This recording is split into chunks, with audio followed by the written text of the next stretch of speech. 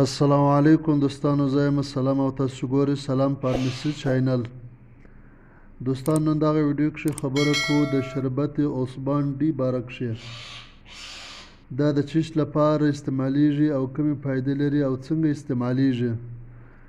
دوستانو که پوره معلومات کول غواړئ نو ویډیو تر اخره وګورئ او که نوي دوستان یاست نو سلام فارمسي چینل سبسکرایب کړئ او که ویډیو لایک کړی نه نو ویډیو ضرور لایک کړئ. دوستانو څنګه کولی شو چې کمزوره او ډنګر کوچنیان صحتمند او طاقتور سي. دوستانو زما سره Zybon-d شربت موجود دی. په دغه شربت کښې ویټامین ډي سته. ویټامین ډي د هډوکو د مضبوطوالي لپاره کار کوي او په دغه شربت کښې د کوچنیانو د ګروت یعنې د غټوالي لپاره ویټامین سته. اکثره کوچنیان د هډوکو کمزوري لري، ولاړېدلی نشي یا ډېر کمزوري وي.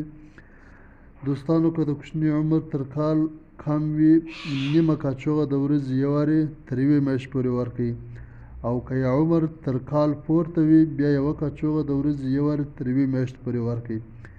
انشاءالله دوستانو که مو د کوچني عمر پوره وي، ولاړېدلی نشي یا مو د کوچني د هډوکو کمزوري وي یا مو کوچنی ډنګر وي، انشاءالله ټوله به برابر سي. دوستانو د کوچنیانو د کمزورۍ باره کښې ډېر بهترین شربت دی. دا امید کوم چې دا ویډیو به ستاسو خوښه شوې وي. له ټولو دوستانو څخه درخواست دی چې سلام فارمسي چینل سبسکرایب کړئ، ویډیو لایک او شیر کړئ.